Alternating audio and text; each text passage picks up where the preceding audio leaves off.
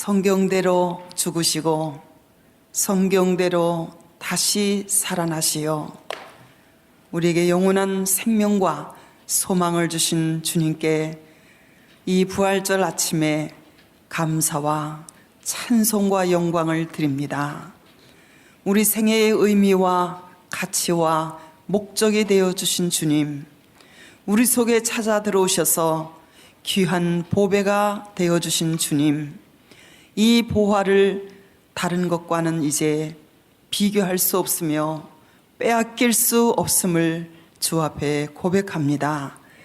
주의 것으로 지명하여 부르신 주의 백성들이 이날 아침에 경배와 찬양을 드리오니 받아주시고 생명의 말씀으로 주님 우리를 먹여 주시옵소서.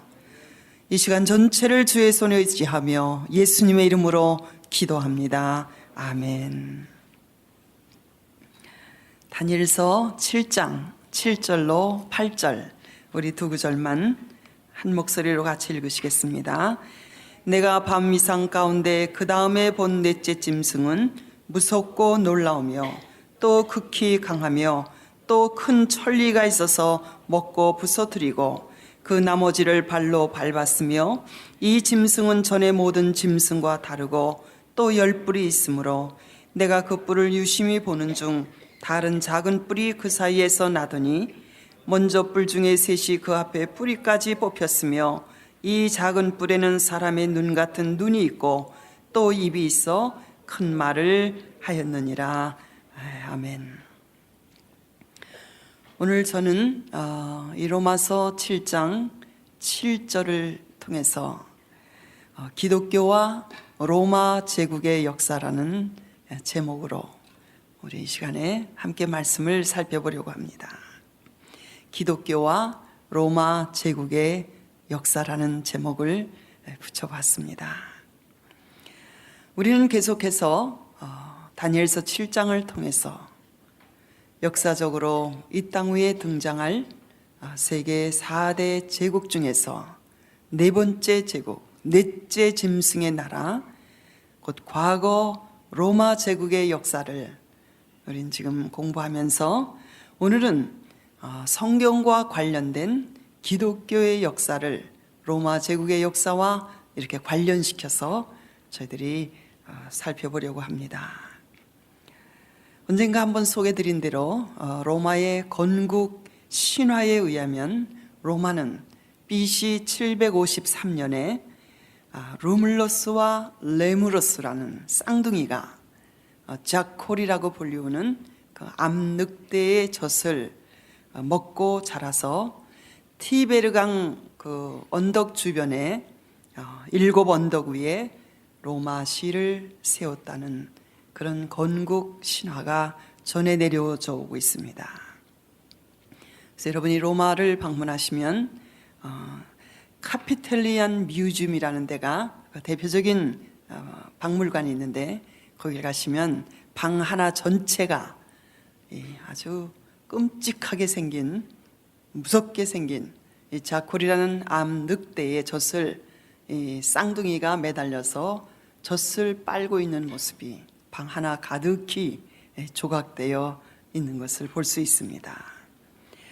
로마는 그리스와 마찬가지로 처음에는 도시국가로 출발했지만 여기 성경이 말씀하고 있는 것 같이 강력한 철의를 가지고 전 지중해 세계를 정복했을 뿐만 아니라 통합하여 아시아와 유럽, 아프리카 이 3대륙에 걸친 거대한 제국을 이루었던 것입니다.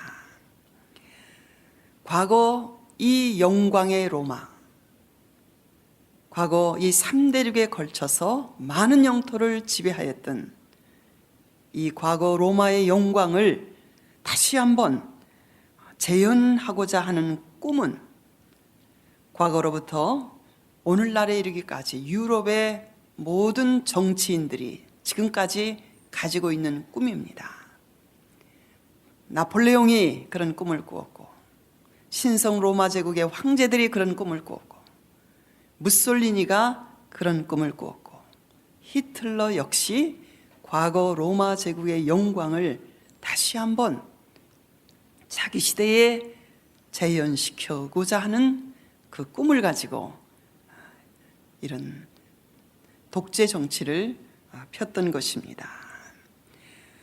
로마 제국을 통해서 유럽 대륙으로 이식된 이 그리스와 로마 문화, 이것을 우리는 헬레니즘 문화라고 부릅니다. 그리스와 로마 문화를 가리켜 헬레니즘 문화라고 불리우는데, 이 문화가 유럽 대륙에 이식이 되어 있어서 바로 이 문화가 지금 오늘날 전 세계적인 물질 문명을 계속 발전시켜 나왔는데, 이것을 가리켜 우리는 자본주의 문명이다. 그리스와 로마 문화를 통해서 유럽을 거쳐서 지금 전 세계, 미국으로 또 각 전 세계로 발달되어 온 헬레니즘 문화를 가리켜 자본주의 문명이다, 이렇게 일컫고 있는데, 지금 전 세계는 거의 다 이 자본주의 문명권으로 지금 엮어져 나가고 있는 모습을 우리는 볼 수 있습니다.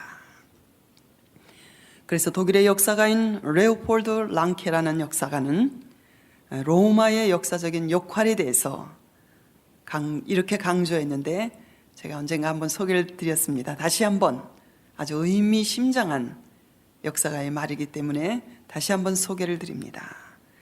많은 개울물이 호수로 흘러 들어가듯이 모든 고대사는 로마의 역사로 흘러 들어갔고, 그리고 모든 근대사는 다시 로마로부터 흘러 나왔다고 그는 그렇게 말하였던 것입니다.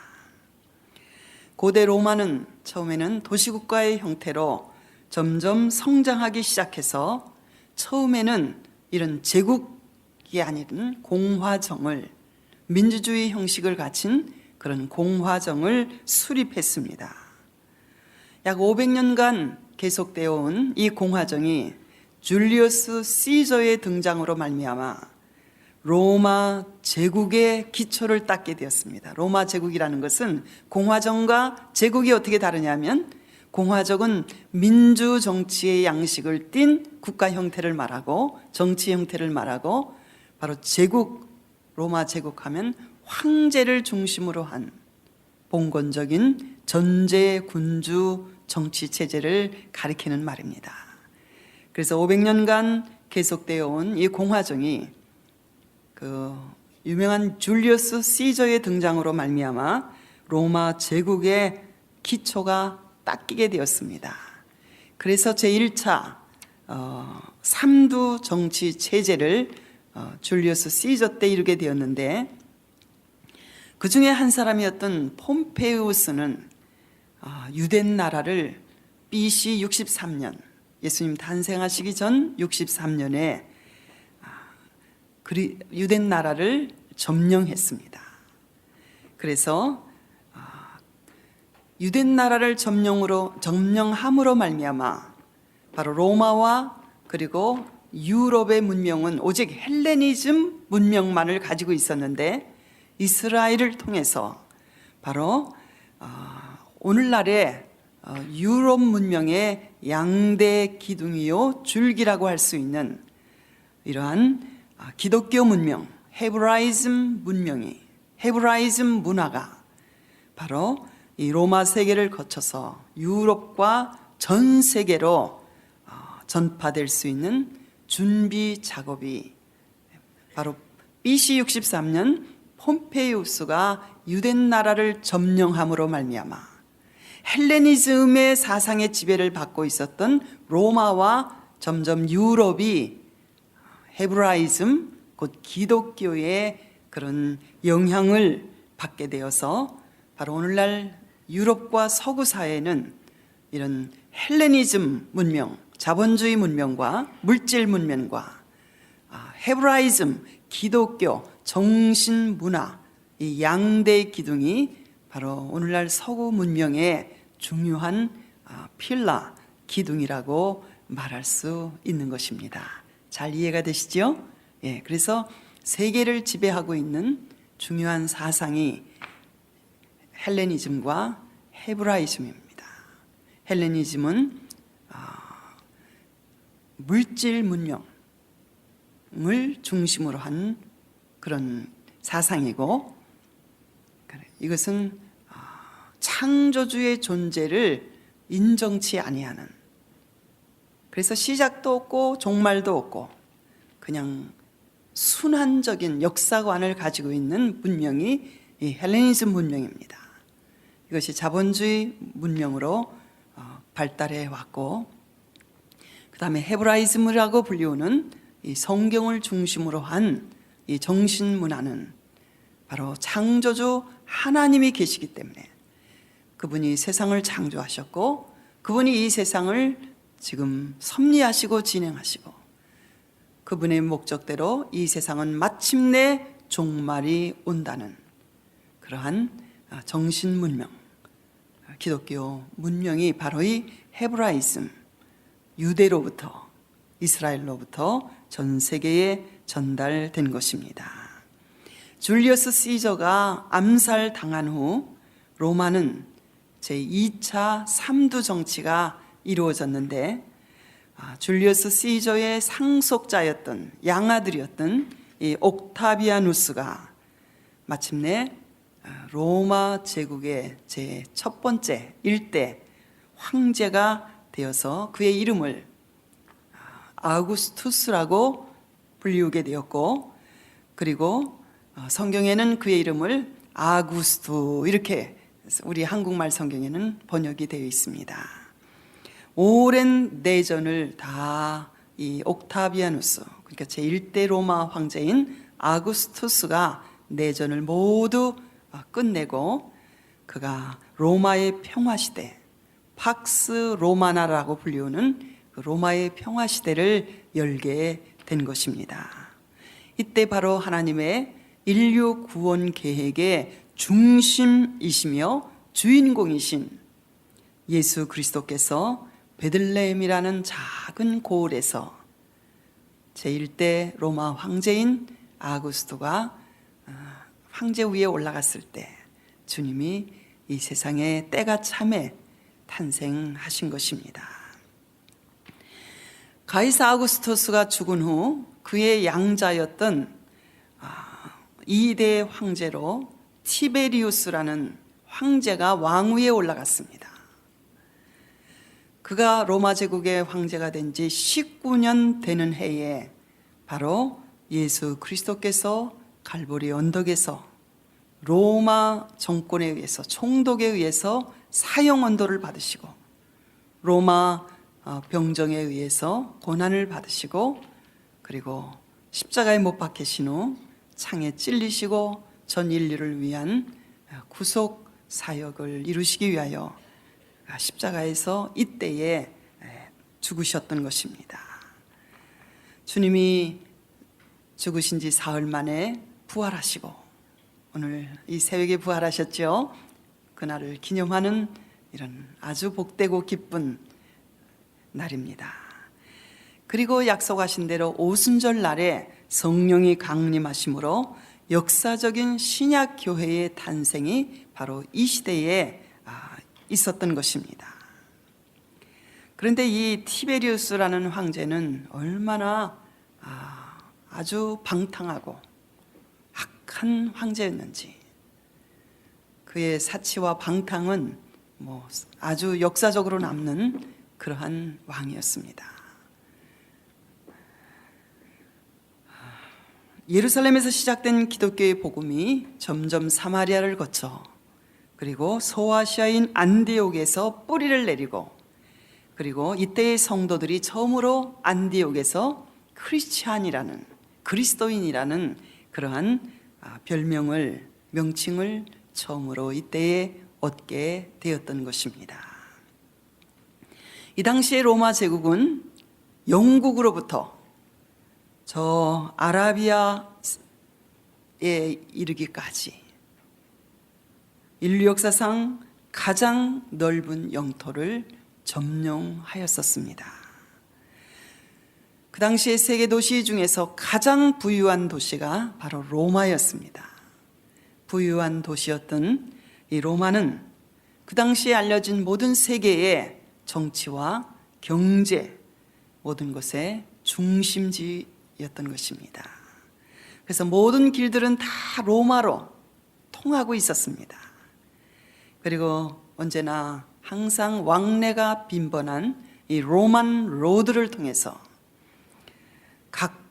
각 나라, 각 도시들로 여행할 수 있도록 편리하고 빠르고 쉽게 이 로만 로드가 세계의 도시들을, 주변의 도시들을 연결해 주고 있었습니다. 그래서 이 팍스 로마나는 바로 로마의 평화는 산적과 해적의 위협이 없이 여행자들을 각 곳으로 안전하게 여행할 수 있도록 그렇게 보장해 주었던 것입니다. 복음이, 예루살렘에서 시작된 복음이 유대와 사마리아를 넘어 소아시아를 거쳐 로마로, 그래서 로마로 계속 전달된 것은 이 당시에 아주 자연스럽고 또 당연한 그러한 일이었던 것입니다. 로마 제국은 처음에는 기독교인들에 대해서, 그리스도인들에 대해서 대체적으로 아무 간섭을 하지 않았습니다. 박해를 하지 않았어요. 그냥 모든 것을, 그냥 예배를 드리는 것을 다 묵인을 해 주었습니다. 그러나 점점 기독교가 로마 제국 본토 안에도 점점 황실에 이르기까지, 하층 계급으로부터 상류층에 이르기까지 이 사랑과 봉사와 헌신의 이 복음 전파가 점점 확대되고 뿌리를 내리게 되었는데, 로마 제국이 기독교를 박해하게 된 가장 근본적인 중요한 원인은 기독교인들이 황제 숭배를 거절하였기 때문입니다. 이 넓은 영토를 로마 제국의 황제가 지배하려면 어떤 하나의 정치적인 구심점이 있어야 됐기 때문에 로마 황제는 내가 바로 신이다. 그래서 향불을 피우고 로마 제국의 황제의 초상 앞에 로마가 점령한 모든 제국들의 국민들은, 백성들은 다 절을 하도록 요구하였던 것입니다. 기독교인들은 그것을 순종할 수가 없었지요. 그래서 황제 숭배를 거절하면서부터 박해가 시작되었습니다. 특별히 기독교 박해에 아주 효시라고 불릴 수 있는 대대적인 박해를 시작한 황제가 바로 네로 황제입니다. 네로 황제가 기독교를 핍박하게 된 이유는 그는 약간 이렇게 정신적으로 문제가 있는 황제였다고 알려져 있는데, 그는 로마 시에 자신이 명령을 내려서 불을 질렀어요. 그래서 로마 시가 막 불타는 것을 보면서 그는 수금을 타면서 시를 읊었던 그런 황제였습니다. 네로가 방화한 이 화재로 말미암아 로마 시의 3분의 2가 잿더미로 화해버렸습니다. 집을 잃고 가족을 잃고 모든 재산을 잃어버린 로마 시민들이 아우성을 치고 황제에 대해서 원성이 높아지자 이 로마 제국의 네로 황제는 로마시 방화죄를 로마에서 점점 수가 늘어가고 있는 기독교인에게 뒤집어 씌웠어요. 자기가 불을 질러 놓고, 그리고 모든 화살이 이제 자기가 받게 되니까 로마시 화제의 방화죄를 그리스도인들에게 뒤집어 씌워서 박해를 가하기 시작했습니다. 바로 이때에 로마에서 복음을 전하던 사도 베드로가 십자가에 전에 내려오는 말을 빌리면, 주님은 나를 위해서 고난을 당하셨는데 나는 거꾸로 매달려서 고난을 당하게 해달라고 로마 병정들에게 부탁해서 순교의 제물로 바쳐졌고, 그리고 로마 황제의 재판을 기다리고 있었던 사도 바울은 로마 시민권을 가졌기 때문에 십자가형에 처하지 아니하고 목을 치는 그러한 순교를 바로 이 네로 황제 시대에 두 분의 사도가 순교를 당했던 것입니다. 얼마나 박해가 극심했던지 어떤 그리스도인들은 천으로 둘둘 말려서 네로 황제의 궁정 뜰에 세워져서 인간 횃불처럼 황제의 뜰을 밝히는 그런 일을 하다가 죽어갔고, 또 많은 사람들이 원형극장에서 사나운 짐승에게 찢겨서 죽임을 당하였는데, 히브리서에는 이런 사람들은 세상이 감당치 못할 믿음을 가진 사람들로, 그들은 더 좋은 부활을 얻기 위해서 이 세상의 현재의 것을 포기할 수 있었던 더 나은 부활, 더 좋은 상급을 얻기 위해서 잠깐의 현재의 삶을 포기한 믿음의 사람들이었다고 히브리서는 11장에 그들의 용맹스러운 순교를 기록해 주시고 있는 것입니다. 로마 제국 안에서 그의 폭정으로 말미암아 반란이 일어나서 네로는 마침내 쫓기다가 자결을 해서 죽었습니다. 이때에 네로가 자결하기 전에 바로 유대 나라에서는 로마의 지배를 받는 팔레스타인에서 로마 총독의 폭정을 견디다 못해서 과중한 세금을 너무 물리니까 질랏이라고 불리우는 열심당원들이 주로 갈릴리 지방에 많이 모여 살았는데, 그들이 AD 66년에 로마 제국을 향한 반란을 일으켜서, 이때 이 갈릴리에서 일어난 반란을 진압시키기 위해서 네로 황제가 로마 군대를 파송하고 사령관으로 베스파시안이라는 장군을 파송했는데, 예루살렘을 3년 동안 에워싸고 함락시키려고 했지만 아직 함락시키지 못했을 때 네로 황제가 자결을 했고, 이 군부에서 이 베스파시안 이 사령관을 황제로 추대를 했습니다. 그래서 이 사람은 로마로 돌아가고 예루살렘 정복의 임무를 그의 아들인 타이터스 장군에게 맡겼습니다. 그래서 그는 로마로 돌아가서 베스파시안 황제가 되었습니다. 마침내 그의 아들인 타이터스 장군에 의해서 AD 70년 7월 18일 느부갓네살 왕에 의해서 솔로몬이 세운 제1성전이 무너진 날도 똑같은 7월 18일이었어요. AD 70년에 바로 이 타이터스 장군에 의해서 헤롯이 중축한 제2성전이 무너진 날도 공교롭게도 똑같은 7월 18일입니다. 그래서 유대인들은 이날만 되면 금식하고 성전이 무너진 날을 기념하면서 기도하는 그러한 아주 슬픔의 날이 되었던 것입니다.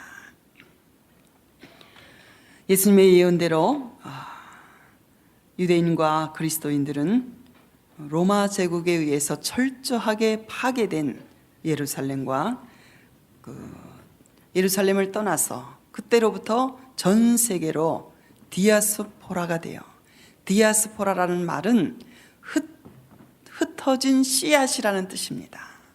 흩어진 씨앗이 되어 전 세계로 흩어지게 되었던 것입니다. 이 타이터스 장군은 그의 아버지 베스피아 황제가 죽은 후에 그 다음 로마 제국의 황제가 되었어요. 그가 유다 나라를, 예루살렘을 함락시키고 그리고 성전을 파괴한 후에 성전 안에 있었던 그 메노라 금초대, 또 많은 성전 기물을 노력해가지고 로마로 돌아갔는데 로마 시민들은 대대적으로 이 타이터스 장군의 개선을 축하했습니다. 그래서 그것을 기념하기 위해서 지금 로마 제국 로마시의 한복판에 가시면 개선문이 세워져 있는데 이것이 바로 타이터스 장군이 예루살렘을 파괴하고 성전을 파괴한 기념으로 개선하는 것을 기념하기 위하여 세운 문이 바로 개선문입니다. 그 개선문에 보면 조각이 되어 있는데 바로 로마 군대가 예루살렘 성전 안에서 이 메노라 같은 금촛대를 빼앗아서 점령을 했으니까 그걸 미고 가는 장면, 이런 것들이 개선문에 조각되어 있어서 지금도 로마시를 가면 우리가 옛날 그 당시에 그것을 연상할 수가 있는 것입니다. 이 타이터스 장군이 황제 위에 올라가서 겨우 3년을 그 자리에 있었습니다. 그때 로마 제국 전역에 흑사병이 퍼지게 되었어요. 그리고 그의 통치 기간 중에 무슨 일이 있었느냐면 이탈리아의 남부, 얼마 전에도 이탈리아의 중부 도시에서 로마 위에 있는 도시에서 지진이 일어나가지고 수백 명이 죽었잖아요. 이 타이터스 장군이 황제가 되어 위에 올라갔을 때 이 이태리 남부에 있는 나폴리 도시 근처에 있는 그 베스비오 화산이 폭발했어요. 그래가지고 그 밑에 가까이 있는 큰 도시 폼페이라는 도시가 흘러나온 용암에 의해서 완전히 뒤덮여 버렸어요. 아무도 살질 못하고 그 거대한 도시가 화산 용암에 의해서 완전히 폐허가 되어 마치 구약의 소돔과 고모라 같은 그렇게 황폐한 곳이 있었어. 세월이 지나면서 폼페이 도시가 그 밑에 땅 밑에 있었다는 것을 아무도 알지 못했어요. 전혀 도시의 흔적을 찾아볼 수 없게 되었던 것입니다. 그래서 그는 타이터스 장군은 황제의 자리에 올라간 지 3년 만에 이름도 모를 악한 병에 걸려서 비참한 최후를 그는 마치게 된 것이 역사를 통해서 우리에게 전해져 내려오고 있는 것입니다. 이 폼페이라는 도시는 18세기 후반에 들어서야 우연하게 거기에다가 어떻게 우물을 파서 물을 얻으려고 했던 사람에 의해서 이 지하에 도시의 흔적이 있다는 것이, 그 유적이 있다는 것이 처음으로 발견이 됐어요. 18세기 후반에 갔었어요. 그래서 폼페이 도시가 발굴이 되었습니다. 그래서 1세기 때 그때 번성하였던 이 폼페이라는 로마 도시의 모습을 발굴을 통해서 생생하게 현대인들에게 보여주게 되었는데, 저도 한번 오래전에 이 폼페이 유적을 나폴리 도시를 거쳐서 한번 저희 친정 아버님을 모시고 한번 가본 일이 있었습니다. 얼마나 그 도시가 우상 숭배와 성적 죄악이 만연한 부패하고 타락한 도시였는지 발굴을 통해서 나타난 모든 유물들, 유적들, 정말 추악한 타락한 그런 로마시의 사회생활, 가정생활, 이런 모습을 생생하게 우리에게 보여주고 있는 것입니다. 로마 사람들의 신앙생활은 주로 그리스 사람들이 가졌던 그런 인간 숭배, 그리스의 종교는 전부 사람 숭배예요. 여러분 그리스 신화를 보세요. 다 사람 숭배예요. 사람을 신격화 만들어서 제우스, 아프로디테, 무슨 비너스, 바카스, 이런 사람을 숭배하는, 사람을 신적 존재로 숭배하는 신앙이 바로 그리스 신앙이고, 또 로마는 그 사람 숭배의 신앙을 받아들여서 황제 숭배로 그것을 발전시켰고, 그리고 이집트 사람들의 신앙은 주로 동물 숭배입니다. 이집트의 주신 가장 중요한 메인 갓이 소예요, 소. 그래서 출애굽한 이스라엘 사람들이 유월절을 통해서 그 피를 믿음으로 구원은 받았으나 광야에 나왔을 때, 시내산 밑에 왔을 때, 모세가 시내산 꼭대기에 올라가서 40일 동안 안 내려오니까 거기서 십계명을 받고 성막에 대한 시향을 받느라고 시간이 오래 걸리니까 아론을 충동해서 우리를 구원한, 우리를 인도할 신을 만들자 해서 만든 것이 황금 송아지 신상 아니었어요. 이게 애굽에서 이스라엘 백성들도 그 애굽 사람들이 섬기던 신앙에 이게 젖어가지고 그들이 만들어낸 신이 황금 송아지였던 것입니다. 이스라엘 사람들은 뭐 딱정벌레도 숭배했고 악어 뭐 별거를 다 숭배했어요.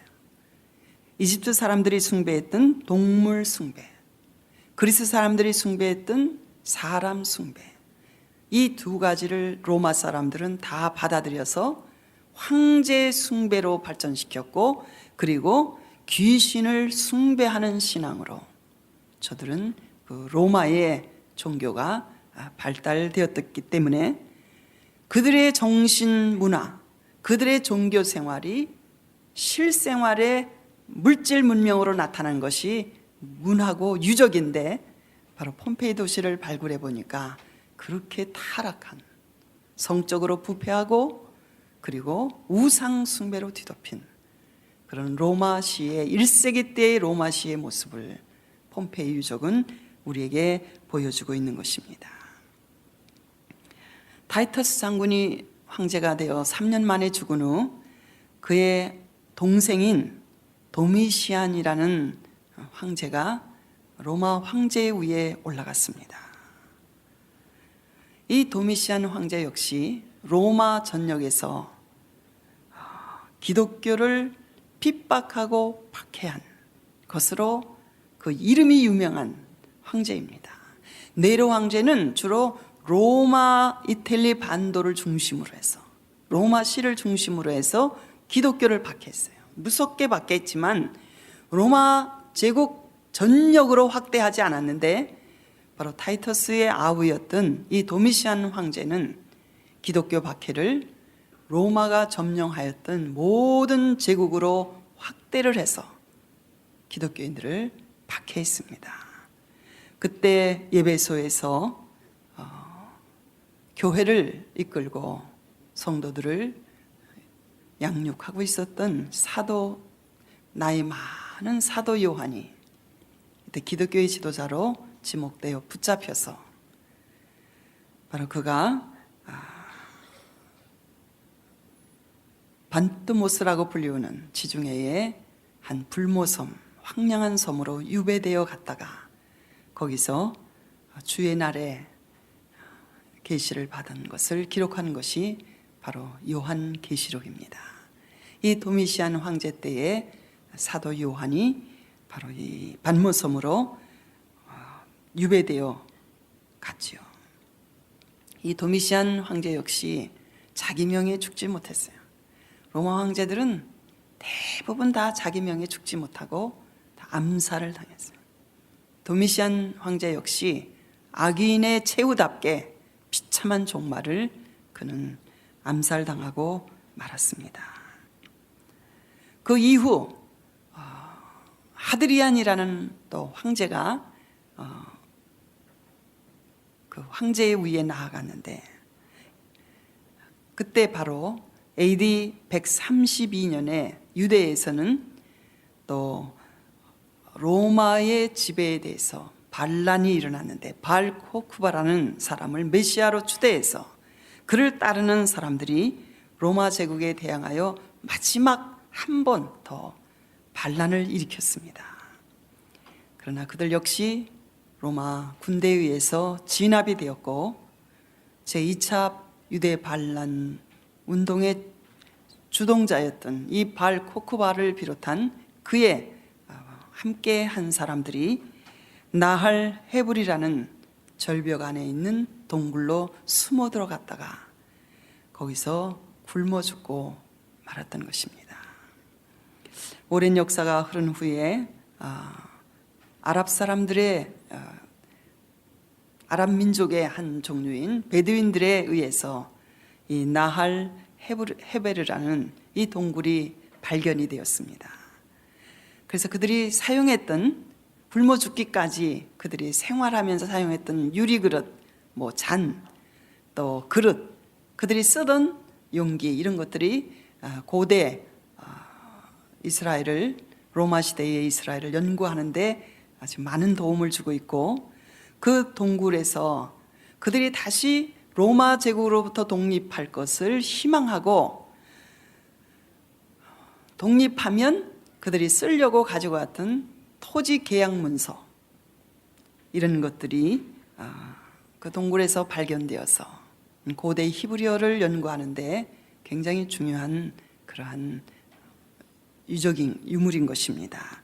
지금 그런 문서들이 사해사본에 포함되어 있는데 여러분이 예루살렘을 가시면 그 사해사본 기념하는 박물관이 있습니다. 예루살렘 뮤지엄 바로 옆에 붙어 있는데 거기 가시면 이 나할 헤베르라는 동굴에서 발견된 AD 132년으로부터 135년까지 3년 동안 있었던 유대 제2차 반란 운동을 일으켰던 이분들이 동굴에서 사용하였던 모든 유물들과 문서들이 그 뮤지엄에 지금 전시되어 있습니다.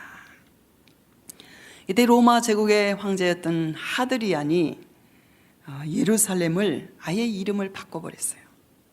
그래서 아엘리아 카피톨리나라는 예루살렘이라는 이름을 없애버리고 아엘리아 카피톨리나라는 로마식 이름으로 바꾸고 유대인들이 예루살렘에 발을 디디면 사형을 시켜버렸어요. 아무도 예루살렘에 들어오지 못하도록.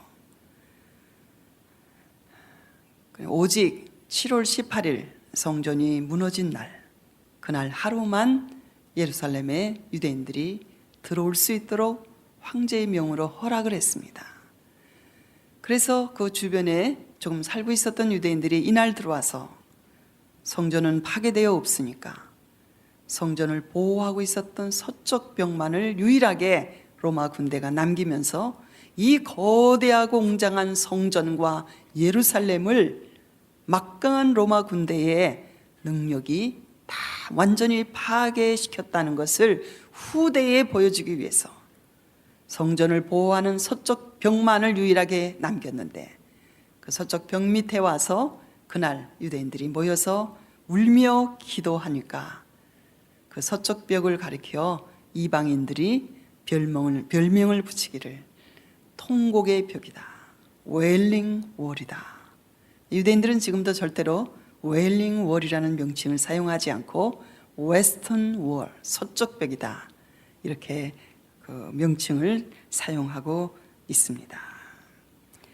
예루살렘을 중심한 유대인의 시대는 이것으로 끝나버렸습니다. 예루살렘은 그때부터 이방인들에 의해서 발에 밟히게 되어 1948년 이스라엘이 독립하였고 그리고 1967년 6.1 전쟁으로 말미암아 이 예루살렘을 회복할 때까지 거의 2000년 가까이 예루살렘은 로마 제국 변방의 작은 이름 없는 도시로 전 세계에서 잊혀져 가게 되었던 것입니다. 그때로부터 유대인들은 세계 각국의 디아스포라가 완전히 돼서 그들은 회당을 중심으로 해서 가정에서 안식일을 지키며 예배를 드릴 때마다 마지막 기도는 우리가 아멘으로 끝나는 것 같이 내년에는 예루살렘에서 그들이 드렸던 모든 기도의 마지막 기도는 내년에는 예루살렘에서. 우리가 지난달인가요? 예루살렘에 갔더니 그 예루살렘 그 엘랄 비행기 그 회사에서 또 관광성에서 그 간부가 나와서 우리를 환영하고 식사를 대접해 주면서 이스라엘이 안전한 곳이니까 더 많은 분들이 방문해 주기를 자기들은 기다리고 희망한다면서 내년에는 예루살렘에서 다시 그 기도의 마지막 기도와 같이 우리 모두를 다시 내년에 예루살렘에서 다시 만나 뵙기를 원한다고 그런 말을 하는 것을 들었었습니다. 이때로부터 계속해서 로마는 내란이 일어나고 또 외적이 계속 침략해 들어오므로 쇠퇴하기 시작했습니다. 참 이상해요. 세상 나라들은 사람의 일생과 비슷한 점이 너무 많습니다. 태어나면 잘하게 돼요. 청년의 때를 지나면 아주 절정기에 달했다가 그 다음에 사람의 일생과 같이 한 나라는 반드시 태어나면 처음에는 성장하다가 번성하다가 그 다음에 어떤 시기가 되면 내적으로 부패하고 타락해요. 부패하고 타락하면서 점점 몰락으로 내려가게 됩니다. 그래서 다른 나라에 의해서 점령을 당하든지 아니면 안에서 반란이 일어나든지, 그래서 한 나라가 세상에 태어났다가 또 한 나라가 세상에서 사라지는 것을, 역사는 우리에게 동일한 이것이 역사 방식이에요. 이 카테고리 안에 들어있지 않는 나라는 없어요. 지금까지 계속된 나라는, 영원한 나라는 이 세상에 아무 나라도 없습니다. 그러나 이스라엘이라는 나라는 이 역사적인 공식에 해당이 되지 않는 나라예요. AD 70년에 로마에 의해서 완전히 멸망을 당하고, 또 AD 135년에 제2차 반란을 통해서 예루살렘에 발을 디디지 못하고 전 세계로 흩어져서 다 혼혈되고 다 통합된 것 같았는데, 나라 잃은 지 2000년 만에 다시 고국으로 성경의 예언대로 고토로 돌아와서 다시 민족 국가를 재건하고 그들의 고유한 언어를 회복하고 신앙을 회복하는 그런 나라는 역사적으로 이스라엘이라는 한 나라밖에는 아무 나라도 없습니다. 자기 나라에서 다른 나라의 지배를 받는 것이 아니라 전 세계로 흩어졌잖아요. 세계 각국으로. 그래서 이스라엘이 1948년 독립할 때 100여 개국에서 돌아왔어요. 그래서 지금 이스라엘 가보면 이 얼굴들이 전부 다 각양각색이에요. 우리 한국 사람들은 대부분 보면 알잖아요. 한국 사람인지 일본 사람인지 중국 사람인지 대부분은 구별이 되잖아요. 유대인들은 잘 구별이 안 돼요. 왜냐하면 에티오피아나 저런 수단이라든가 이런 아프리카에서 돌아온 유대인들은, 그들은 팔라심이라고 불리우는데, 아프리카에서 돌아온 유대인들, 그들의 명칭을 이스라엘에서는 팔라심이라고 부릅니다. 얼굴이 새카맣죠. 완전히 흑인 얼굴이죠. 거기에 혼혈이 되고 동화되었었기 때문에. 그리고 그들의 유대인인지 어떻게 아느냐? 그들이 안식일을 지키고 율법을 지키면 유대인들 것이 인정이 되죠. 몇천 년 동안을 그 신앙을 쭉 지켜왔다는 것이 랍비들에 의해서 인정이 되면, 그들은 내란이 일어나거나 기근이 생기면 무슨 방법을 통해서라도 이스라엘 정부에서는 그들을 본토로 데리고 들어옵니다. 그래서 지금 그들도 이스라엘의 한 일원으로 지금 정착해 가고 있는 모습을 볼 수 있습니다. 지난 시간에도 말씀드린 것 같이 로마 제국의 건국 초기부터 15대 황제에 이르기까지 그 황제 가운데 14명이 동성 연애자들이었어요. 이것은 당시 바벨론이나 그리스나 로마 세계에서 공공연한 아주 흔한 일이었어요. 동성연애가. 지금 세계는 다시 옛날로 돌아가고 있죠. 그 동성연애가 아주 보편화되는 이런 시대로 지금 우리가 살고 있는 이 서구 세계가 지금 돌아가고 있습니다. 사도 바울이 로마서를 쓸 당시가 바로 이 네로 황제 당시 때였는데, 그가 로마서 2장과 3장에 쓴 온 세계의 유죄론, 죄악론, 온 세계 사람들은 유대인이나 헬라인이나 전 인류는 구주가 필요하다, 복음이 필요하다. 왜? 전 인류가 하나님 앞에 사형 언도를 확정받은 죄인이기 때문에. 그래서 그 죄의 목록을 쭉 소개했죠. 이방인의 죄는 무엇이며 유대인의 죄는 무엇이며 전 인류의 죄는 무엇인가. 전 인류를 향한 고소장입니다. 바로 사도 바울이 이 유죄론을 기록할 당시 그는 과장되게 인간의 죄를 로마서에 기록한 것이 아니었다는 것입니다. 지금이나 그때나 옛날 고대인이나 현대인이나 인간은 아무것도 변한 것이 없습니다. 타락한 죄성에 있어서는 아무것도 변한 것이 없습니다. 특별히 데시우스 황제 때와 디오클레시안 황제 때 마치 기독교의 뿌리가 완전히 뽑히는 것 같은 그런 대대적인 박해를 당했어요. 그래서 카타콤에 들어가서 기독교인들이 거기서 일생을 살다가 죽은 성도들도 많이 있었죠. 그러나 기독교는 그 생명이 있는 신앙이기 때문에 그 생명력이 살아있어서 박해를 받을수록 순교자들의 피는 교회 부흥의 씨가 되어 점점 기독교는 그 박해 속에서 신앙이 점점 확산되었던 것입니다. 예수 그리스도가 구세주이며 그가 부활의 주이심이 적극적으로 박해를 통해서 전 세계로, 로마 세계로 전파되어 갔고, 종족과 문화와 학식과 신분에 관계없는 바로 이 로마 제국 안에서 기독교는 세계 종교로, 보편 종교로 점점 성장하게 되었습니다. 박해를 받으면, 고난을 받으면 신앙이 깨끗해져요. 순결해집니다. 어떤 다른 잡것이 혼합이 안 돼요. 우리도 어려움을 당하면 회개하고 하나님 앞에 자기를 돌아보게 되고 자기를 깨끗하게 하잖아요. 기독교는 로마 제국의 박해를 통해서 정말 여러 가지 이방 종교가 들어올 수 있는, 이단들이 들어올 수 있는 요소가 많이 있었지만 박해를 통해서 순결해졌어요. 정화되고 깨끗해질 수 있었습니다. 그래서 그 생명력이 그렇게 강하게 전 세계로 퍼져나갈 수가 있었던 것입니다.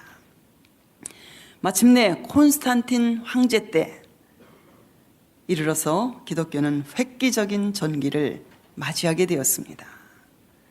콘스탄틴 전기에 의하면 그가 이탈리아와 아프리카를 공격하다가 어느 날 밤 하늘에서 십자가를 보았다는 것입니다.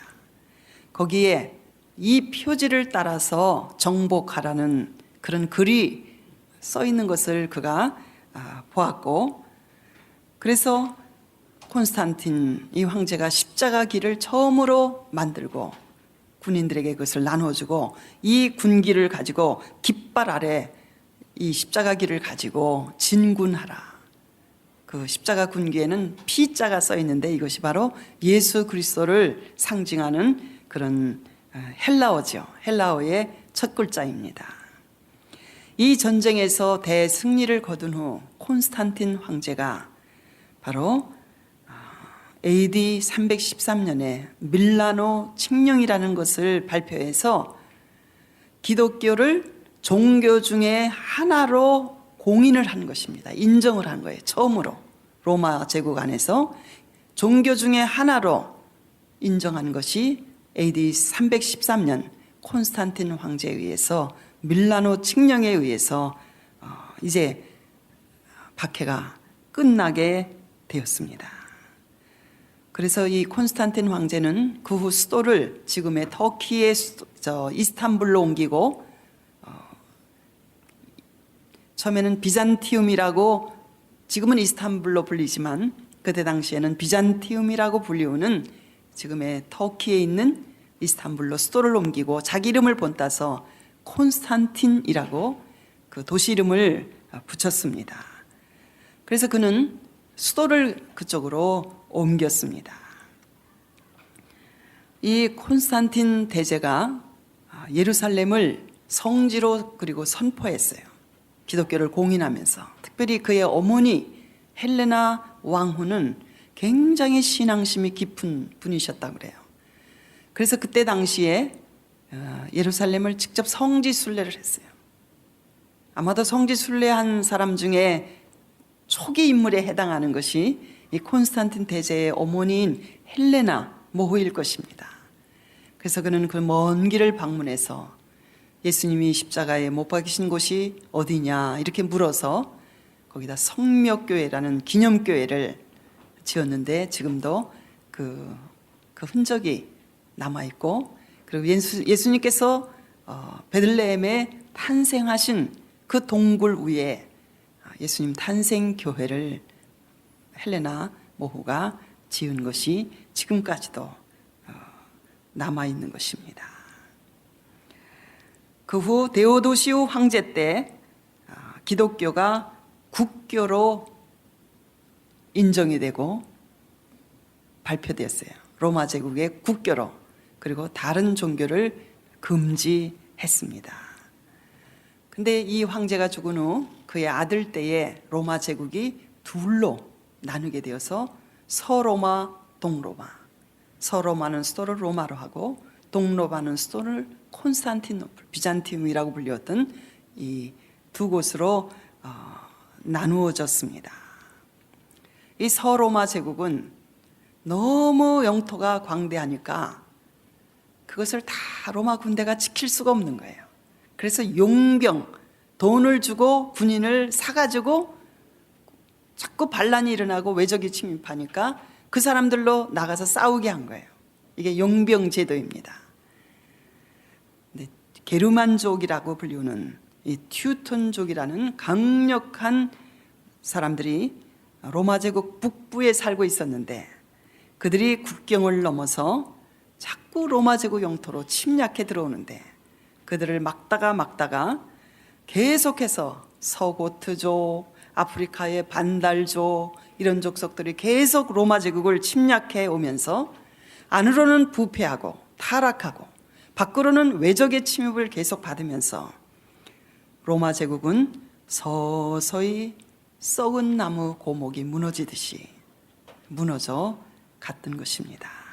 AD 476년에 로마의 마지막 황제 이름이 로마의 창건자인 로물루스라는 이름과 똑같은 황제 때에 바로 이 게르만 용병 대장인 오도 아케루라는 사람에 의해서 황제의 자리에서 떨려났죠. 그래서 서로마 제국은 AD 476년에 멸망을 당하고 말았습니다. 이 동로마 제국이 하나 남아서 비잔틴 제국으로 불리웠는데 비잔틴 제국 역시 모슬렘에 의해서 멸망을 당했습니다. 비잔틴 제국에서 우리가 하나 기억하고 넘어가야 될 것은 유스티니안이라는 유명한 황제가 있었어요. 6세기 때 동로마 제국을 다스렸던 황제인데 이때가 동로마 제국의 전성기 황금기였습니다. 그는 바로 이 콘스탄티노플의 성 소피아 성당이라는 거대한 성당을 세웠어요. 지금도 가보면 이 대리석 기둥 하나가 이렇게 커요. 그 기둥은 바로 예배소에서 아데미 신전, 아데미 여신을 숭배하는 그 신전에서 박해가 끝난 후 초대 기독교인들이 아데미 신전의 기둥을 뽑아다가 이것을 콘스탄티노플로 비잔티움으로 옮겨와서 성 소피아 성당을 세운 거예요. 성 소피아라는 말은 지혜라는 뜻이에요. 하나님은 지혜의 신이잖아요. 참으로 아름다운 성전입니다. 그래서 그 기독교의 승리를 축하했고, 그가 바로 유스티니안이라는 법전을 편찬했습니다. 이 황제가. 이것이 바로 오늘날 전 세계의 대부분의 나라에서 사용하고 있는 그러한 민법 전서, 모든 법의 기초가 되었습니다. 굉장히 훌륭한 황제였어요. 이제 다음 시간에는 이제 우리가 과거 로마 제국을 공부했는데 앞으로 등장할 미래 로마 제국에 대해서 우리가 다음 시간 계속해서 공부를 하겠습니다. 우리 기도하시겠습니다.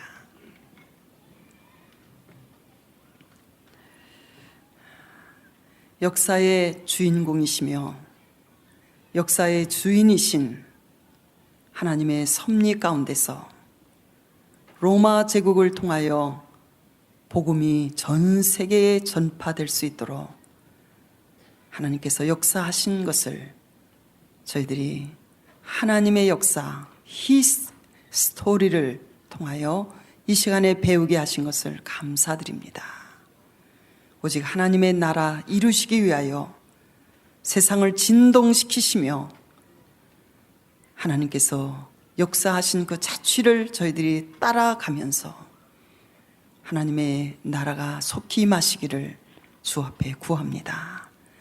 저희들에게 눈을 떠서 하나님의 하시는 일을 보게 하여 주시고 깨닫게 하여 주시고 주와 함께 일하는 자 되게 하여 주옵소서. 예수님의 이름으로 기도합니다. 아멘.